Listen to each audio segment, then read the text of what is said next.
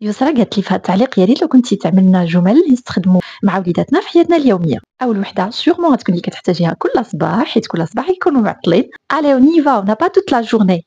الي اون يفا اون با توت لا جورني. يلا نتحركوا، راه ما عندناش النهار كامل. الي اون يفا اون با توت لا جورني. ثانيه، ما كاينش شي ام اللي ما غتحتاجهاش في النهار 10000 مره.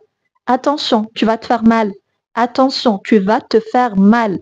يعني رد البال، راه غادي تقصّح، ولا راه غادي تضرب شي حاجة، ولا راه غتجيبها في راسك من الآخر. attention tu vas te faire mal. attention tu vas te faire mal. والثالثة اللي كنظن بلي بزاف الوليدات محتاجينها وكنرد ليها البال في القسم، مثلًا ملي كتجي لا femme de service ولا femme de ménage ولا شي حد كيعاونهم بشي حاجة، تكبات شي حاجة وجاو يمسحوها، ولا قضى ليهم شي حد شي غرض، ما كنسمعوش بزاف ميرسي. dis merci à la dame. dis merci au monsieur. يعني قول شكرًا للمرأة ولا للسيدة، قول شكرًا للسيد. dis merci à la dame, dis merci au monsieur, dis merci tout simplement, dis merci. إلا كنتم محتاجين جمل في مواضيع أخرى، بحال مثلًا كيفاش تشجعيهم، كيفاش تعبري لهم على الحب ديالك، كيفاش تنوهي بالخدمة ديالهم، شي حاجة متعلقة بالنظام في الدار، خليوها لي en commentaire ونخليها لكم في فيديو آخر إن شاء الله.